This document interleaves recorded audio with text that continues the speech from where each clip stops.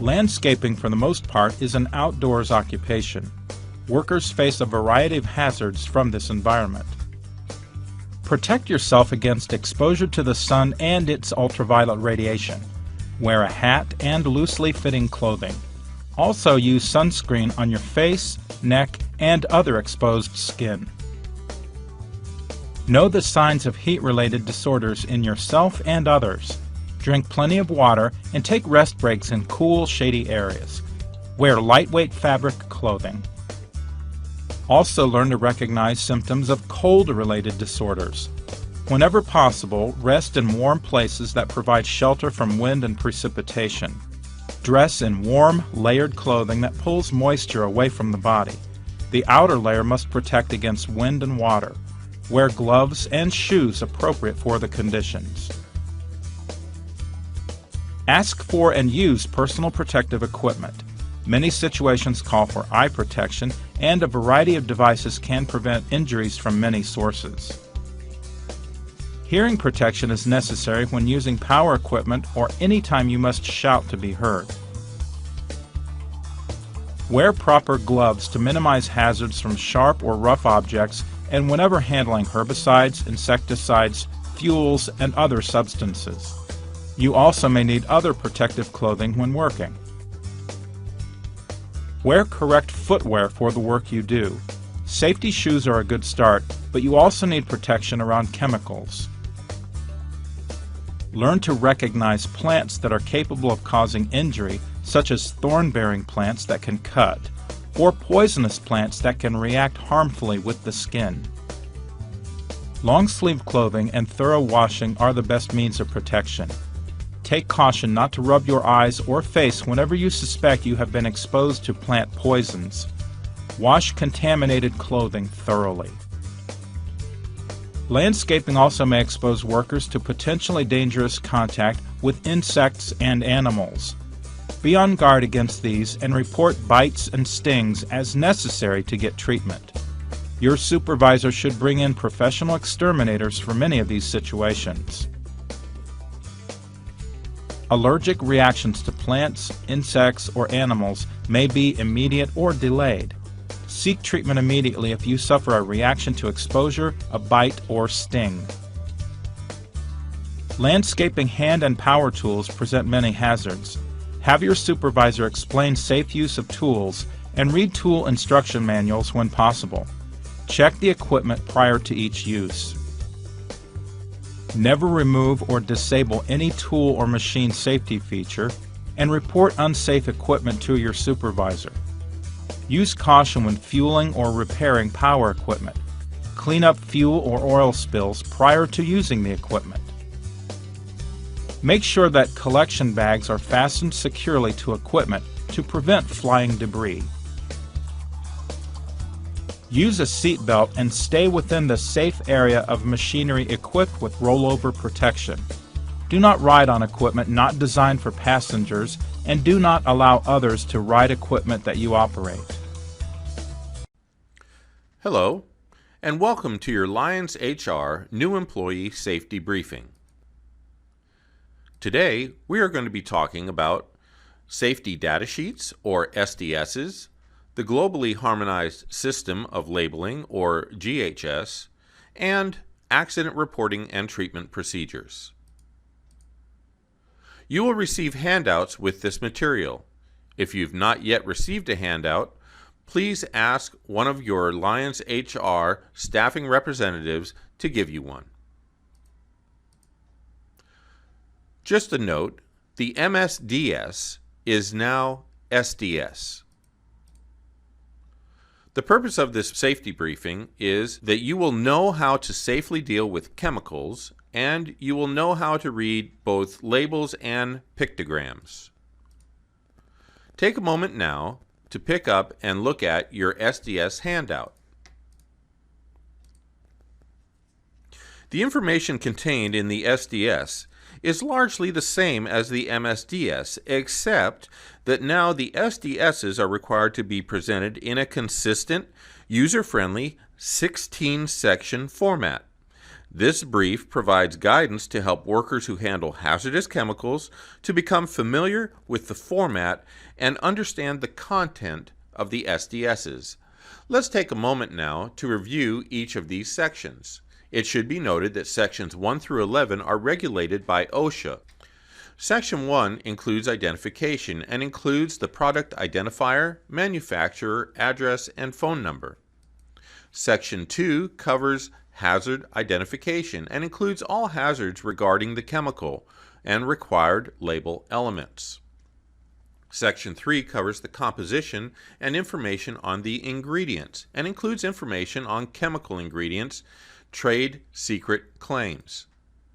First aid measures include important symptoms or effects, acute or immediate, delayed, and required treatment. Section 5 covers firefighting measures and lists suitable extinguishing techniques, equipment, and chemical hazards from fire. Section 6 covers accidental release measures and lists emergency procedures. Handling and storage lists precautions for safe handling and storage, including incompatibilities. Section 8 covers exposure controls and personal protection.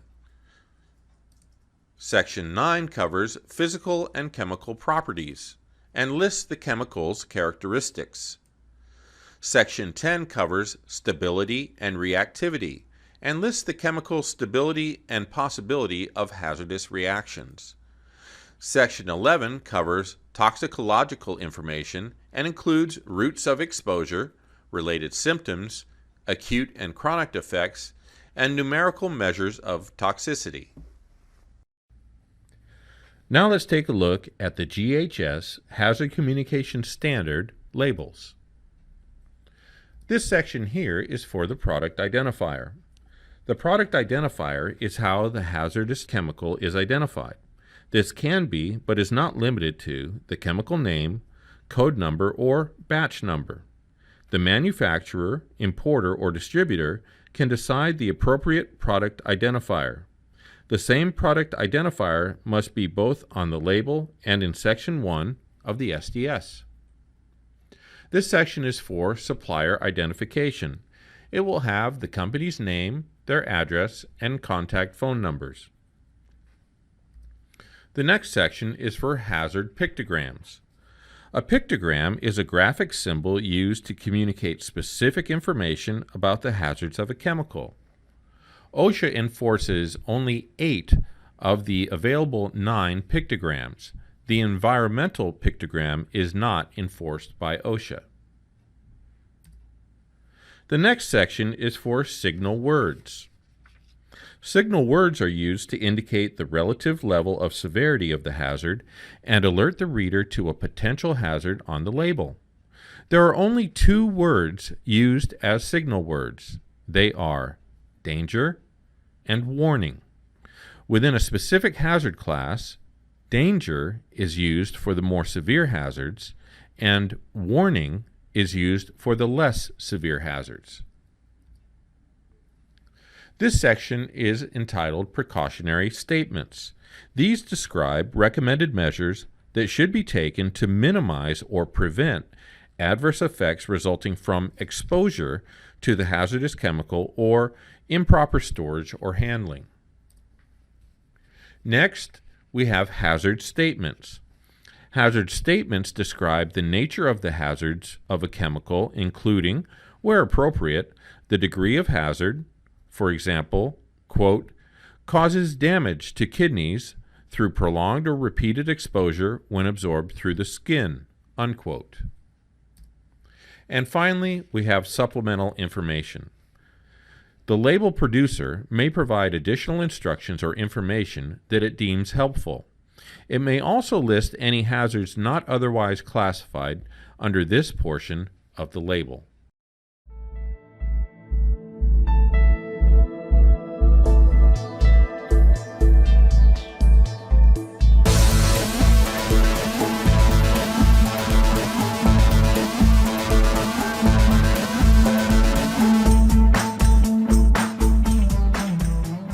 Welcome to your briefing on how to respond to workplace injuries.